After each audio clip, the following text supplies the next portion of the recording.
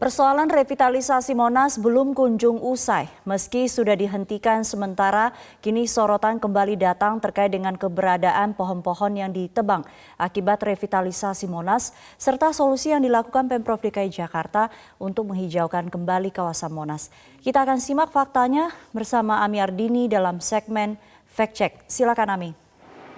Ya, terima kasih Sumi dan pemirsa. Memang kita ingat proyek revitalisasi sisi selatan Monas yang menelan biaya 64 miliar rupiah. Ini juga ternyata menelan korban ratusan pohon yang sudah menghijaukan dan meneduhi kawasan Monas selama puluhan tahun. Ya, kalau kita ingat kembali saat proyek ini heboh di publik, ada total 191 pohon yang saat itu ditebang tanpa pemberitahuan terlebih dulu kepada instansi terkait demi membangun plaza di sisi selatan Monas.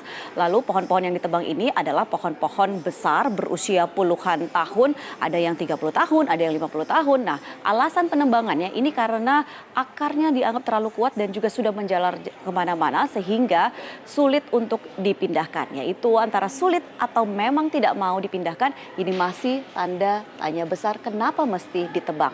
Selain ditebang juga ada 85 pohon berukuran lebih kecil, ini yang kemudian diputuskan untuk dipindahkan ke area lain Monas seperti di area barat. Lalu kembali ke pertanyaan tadi adalah di manakah keberadaan pohon-pohon ini, utamanya 191 pohon yang ditebang. Ya, kalau kita bilang logikanya memang ada ratusan batang pohon yang ditebang, ini harusnya mudah untuk dilihat dan juga mudah untuk dilacak keberadaannya. Tetapi kenyataannya pemirsa bahwa hampir semua pihak terkait mengatakan tidak tahu. Termasuk juga ketika Sekda Provinsi DKI Jakarta Saifullah ini ditanyakan di manakah keberadaan pohon-pohon ini atau batang pohon ini yang telah ditebang. Sekda mengatakan bahwa dirinya tidak tahu, bahkan dia juga mengatakan dia yakin pohon-pohon ini tidak ada nilainya dan ukurannya pun juga tidak besar. Benarkah demikian? Ya, kalau kita lihat memang sangatlah sulit untuk mendapatkan data inventarisir ataupun juga laporan pohon-pohon apa saja yang ditebang. Tetapi berdasarkan informasi yang berhasil kami kumpulkan, jenis-jenis pohon yang ditebang atau dipindahkan dari sisi selatan Monas ini beragam. Ada mulai dari mahoni, kemudian juga pula pohon trembesi, lalu pohon tabawia yang semuanya ini merupakan pohon-pohon berukuran besar. Nah, sedangkan pohon-pohon berukuran sedang yang kemudian ataupun juga kecil yang dipindahkan ini adalah pohon sawo, ada pohon cempaka dan juga ada pohon rambutan.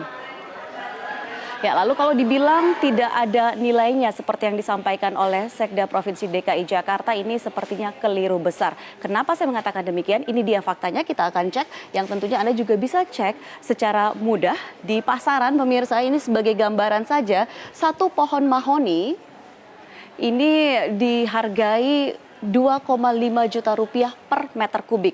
Atau kalau misalnya kita bicara dengan gelondongannya, maka pohon mahoni ini dihargai minimal 400.000 rupiah per meter. Ini menurut dengan diameternya. Nah, kemudian kalau kita bandingkan lagi, pohon yang satunya lagi adalah pohon trembesi yang juga ini harganya lebih mahal. Ini dihargai di pasaran 1,5 juta per meter kubik sampai dengan 3,8 juta rupiah per meter. Ini untuk pohon trembesi yang memiliki diameter kurang lebih 70 cm. Nah, kalau saya kasihkan Anda analogi ataupun juga hitung-hitungan kasarnya saja. Kalau misalnya ada satu pohon mahoni yang tingginya 5 meter, kemudian diameternya ini sekitar 25 cm, jadi harganya sekitar 500.000 rupiah per meter. Berarti untuk 5 meter ini bisa dihargai 2,5 juta rupiah. Ini baru untuk satu pohon mahoni. Sementara pohon mahoni yang ditebang ini jumlahnya kita tidak tahu, tapi mungkin ada banyak sekali. Kalau misalnya ada 10 pohon mahoni ditebang, berarti ini harganya sendiri sudah mencapai 25 juta rupiah. Dan juga sebagai catatan bahwa pohon mahoni yang ada di Monas ini rata-rata tingginya bukan 5 meter, tetapi lebih dari 15 meter. Nah, berarti harga kayunya ini juga sudah berlipat-lipat kali. Bisa saja sudah mencapai lebih dari 250 juta rupiah. Nah, belum lagi trembesi ini yang harganya lebih mahal. Itu kalau kita bicara soal nilai ekonomi. Kalau kita bicara soal nilai lingkungan, satu pohon juga punya aspek lingkungan tentunya yang harus diperhitungkan. Di Monas kita tahu pohon mahoni dalam setiap tahunnya,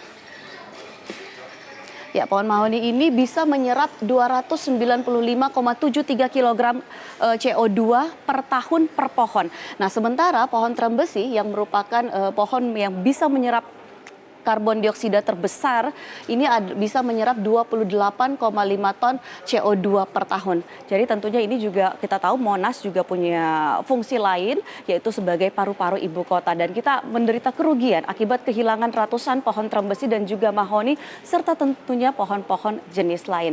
Lalu apa solusi yang dilakukan oleh Pemprov DKI?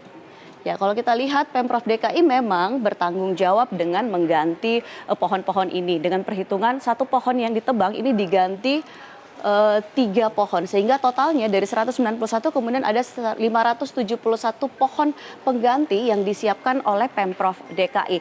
Ini sebenarnya jumlahnya kalau kita merujuk ke aturan sebenarnya harusnya satu pohon ditebang ini harusnya diganti dengan 10 pohon baru. Lantas kemudian yang menjadi pertanyaan adalah anggaran pengganti pohon ini. Nah, ini kalau ada pohon baru berarti kan juga artinya ada anggaran yang harus dikeluarkan dan sampai saat ini bisa dikatakan masih misterius berapa besarnya anggaran yang disiapkan. Tetapi sebagai gambaran, Pemprov ini memilih pohon pule yang pohon pule sebagai pohon pengganti. Satu pohon pule ini harganya mencapai 8,5 juta rupiah dan Pemprov sudah menyiapkan ada 16 pohon pule berarti itu harganya 136 juta rupiah. Ini belum lagi termasuk dengan pohon jenis lain misalnya trembesi yang juga harganya kalau bibitnya saja Rp40.000 dan tentunya ini belum termasuk biaya pemeliharaan dan lain-lain. Dan pemirsa mungkin perlu untuk Anda ingat juga bahwa pohon-pohon ini masih perlu waktu bertahun-tahun bahkan puluhan tahun untuk benar-benar bisa menggantikan fungsi pohon terdahulunya, terutama kalau kita bicara fungsi lingkungan. Nah, paling tidak kita tetap apresiasi langkah Pemprov DKI Jakarta yang sejak beberapa hari ini sudah mulai menanami kembali kawasan Monas yang gundul. Tetapi dari fakta ini kita bisa mendapatkan gambaran betapa Pemprov mesti berhati-hati ketika mengambil keputusan tak asal terabas, bongkar sana sini. Pohon memang tidak bisa protes atau bersuara, tetapi warga Jakarta tentunya banyak yang sayang dan memilih untuk menjaga pohon-pohon di ibu kota. Demikian fact check, kembali ke Anda Sumi, silahkan. Baik, terima kasih Ami untuk pemaparannya.